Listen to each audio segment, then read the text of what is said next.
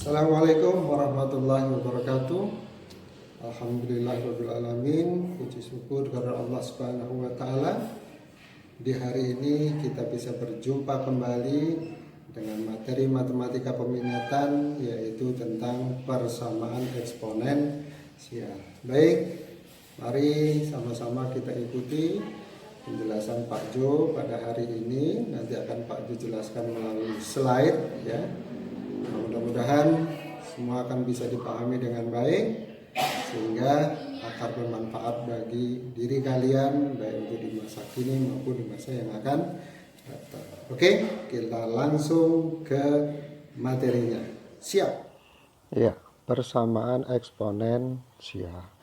Nanti pada persamaan eksponensial ini kita akan review terlebih dahulu ya sebelum masuk ke persamaannya, yaitu tentang sifat-sifat bilangan berpangkat rasional. Mari kita ingat kembali sifat-sifat bilangan berpangkat rasional. Ingat, bentuk bilangan berpangkat rasional itu dapat dituliskan dalam bentuk A dipangkat M per N. Karena pangkatnya berbentuk bilangan rasional, berarti pangkatnya, yaitu M per N, itu dinyatakan dalam bentuk M per N. Ingat, bahwa bilangan rasional adalah bilangan yang dapat dinyatakan dalam bentuk pecahan M per N. Selanjutnya, bilangan A itu kita kenal dengan bilangan pokok ya, atau bilangan yang dipangkat. Syaratnya bilangan yang dipangkat itu harus bilangan real dan tidak boleh nol gitu ya.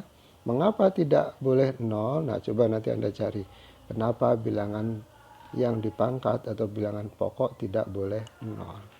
Kita lanjut. Nah, bentuk lain dari bilangan pangkat rasional itu adalah bentuk akar ya. Jadi bentuk akar itu adalah bentuk lain dari pangkat rasional. Nah, jadi A berpangkat M per N itu dapat dinyatakan dalam bentuk akar, yaitu akar pangkat N dari A dipangkat M gitu ya. Oke, diingat lagi ya tentang sifat-sifatnya itu tadi. Ya, ingat bentuk akar ini. Lanjut. Nah, jika A dan B bilangan real dan tidak nol, serta M dan N bilangan real juga, maka akan berlaku sifat 1. A dipangkat N dikali A pangkat M, maka akan bisa disederhanakan menjadi A pangkat N ditambah M. Jadi pangkatnya tinggal dijumlahkan aja. Ya, pangkatnya tinggal dijumlahkan. Kemudian sifat yang kedua, A pangkat N dibagi dengan A pangkat M itu akan sama dengan A pangkat N dikurangi M. Nah, jadi pangkat pembilang dikurangi dengan pangkatnya penyebut. Maka jadinya A dipangkat N dikurangi M. Selanjutnya, sifat yang ketiga, kalau misalkan kita punya bilangan A dikali B kemudian dipangkatkan N, maka bisa diuraikan menjadi dua faktor, yaitu faktor A pangkat N dikalikan dengan B pangkat N ya. Nah, jadi A dan B-nya dipangkat sendiri-sendiri. Kemudian sifat yang keempat, ini pembagian, A dibagi B kemudian dipangkat N. Maka bisa kita uraikan menjadi A pangkat N dibagi dengan B dipangkat N. Sifat yang kelima yaitu bilangan berpangkat dipangkat lagi. Di sini contohnya A dipangkat N itu bilangan berpangkat. Kemudian dipangkat lagi oleh M. Maka nanti akan bisa disederhanakan menjadi A berpangkat N dikali M. Jadi pangkatnya tinggal dikalikan. Ya, pangkatnya dikalikan. Selanjutnya sifat yang keenam yaitu bilangan berpangkat negatif. Ya. Jadi misalkan A dipangkat min N, maka pangkatnya bisa diubah menjadi pangkat bilangan positif sehingga menjadi 1 per A pangkat N. Ingat ya, A dipangkat min N bisa diubah menjadi 1 per A pangkat N. Oke, gitu ya. Nah, itu sifat-sifat yang harus kita pahami betul supaya nanti kita bisa melakukan manipulasi aljabar secara benar. Baik, itu tadi sifat-sifat yang harus kita ingat. Nah, kemudian berikut ini adalah contoh-contoh soalnya. Misalkan, nomor 1, A di pangkat 4 dikali A di pangkat 2. Pangkat yang pertama itu 4, pangkat yang kedua itu 2. Nah, maka bisa disederhanakan menjadi, ingat tadi, pangkatnya tinggal dijumlahkan kan ya? Sehingga akan menjadi A berpangkat 4 ditambah 2. Sederhananya menjadi A pangkat 6. Sifat yang kedua, 2 di pangkat 5 dibagi dengan 2 di pangkat 3, maka sederhananya akan menjadi apa, ayo? Ya kan, kalau pembagian pangkatnya tinggal dikurangkan, gitu ya. Jadi 2 di pangkat 5 dikurang 3, hasilnya 2 pangkat 2, hasilnya 4. Selanjutnya, oke, 2 kali 3 di pangkat 4, maka bisa diubah menjadi 2 pangkat 4 dikali 3 pangkat 4. Sederhananya berarti menjadi 16 kali 81 sama dengan 1296. Lanjut, sifat yang keempat. Oke, sifat yang keempat. 2/3 di pangkat 3. Maka ini bisa diubah menjadi 2 di pangkat 3 dibagi dengan 3 di pangkat 3. 2 pangkat 3, 8. 3 pangkat 3, 27. Maka bentuk semula bisa berubah menjadi 8/27. Selanjutnya contoh yang kelima, 5 pangkat 2 dipangkat lagi 3. Ingat tadi, pangkatnya tinggal dikalikan aja kan ya. Sehingga akan menjadi 2 pangkat 2 kali 3 atau 2 pangkat 6. Gitu ya. Kemudian sifat yang keenam, ini merubah bilangan pangkat yang semula negatif bisa diubah menjadi bilangan pangkat positif. Atau sebaliknya nanti, kalau positif bisa juga diubah menjadi negatif ya. Sehingga ini akan bisa berubah menjadi 1/2 pangkat 3 atau 1/8. Nah, gitu ya. Baik, itu tadi sifat-sifat yang harus kita ingat sebelum kita masuk ke persamaan eksponensial. Selanjutnya, kita masuk ke persamaan eksponensial. Ada yang sudah tak paham pengertian persamaan eksponensial? Baik, mari kita lihat beberapa contoh persamaan eksponensial berikut. Ada contoh pertama, kedua, ketiga, dan keempat. Coba kita lihat bedanya. Ya. Pada bentuk pertama dan bentuk kedua, ya, pada bentuk pertama, kedua, dan ketiga, ya, bilangan pokoknya berupa sebuah bilangan, tidak mengandung variabel. Nah, kalau contoh keempat, bilangan pokoknya mengandung variabel. Tapi dari keseluruhannya, dari contoh 1, 2, 3, dan 4, semua pangkatnya ada yang mengandung variabel. Ya. Nah, oleh karena itu, contoh 1, 2, 3, dan 4 ini semuanya merupakan contoh-contoh yang termasuk dalam persamaan eksponensial. Gitu ya. Nah, gitu ya. Oke, lanjut. Jadi kesimpulannya, persamaan eksponensial itu adalah persamaan dalam bentuk perpangkatan di mana pangkatnya itu harus mengandung variabel. Paham ya? Jadi itu pengertian dari persamaan eksponensial. Jadi suatu bentuk persamaan perpangkatan di mana pangkatnya harus mengandung variabel. Kalau bilangan pokok tidak mengandung variabel nggak masalah. Yang penting pangkatnya. Ada variabelnya enggak. Nggak harus semua. Contoh nomor 2. Itu ruas kiri, pangkatnya ada variabel. Ruas kanan tidak punya pangkat dan tidak bervariabel. Ya sebetulnya punya, 9 itu pangkat 1. Atau bisa diubah menjadi 3 pangkat 2. Dan 3 pangkat 2 kan tidak mengandung variabel di situ. Nah, tetapi karena ada di ruas kiri pangkatnya yang mengandung variabel, maka dia juga tergolong dalam persamaan eksponensial. Gitu ya. Oke, kita mengenal beberapa bentuk umum persamaan eksponensial. Jadi kita akan mempelajari beberapa bentuk persamaan eksponensial.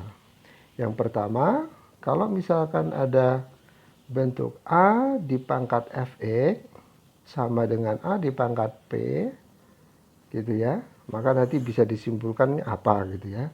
Kemudian yang kedua, A di pangkat Fx sama dengan A di pangkat Gx. Ya, bentuk yang ketiga, A di pangkat Fx sama dengan B di pangkat Fx.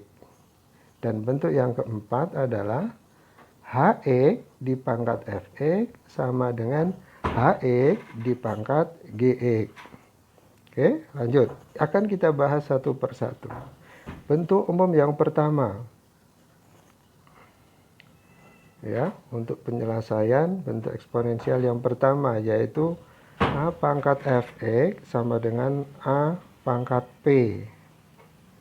Jika A di pangkat Fx sama dengan A pangkat P, di mana A harus lebih besar dari 0 dan A tidak 1, ya, maka dapat disimpulkan bahwa Fx itu sama dengan P, ya.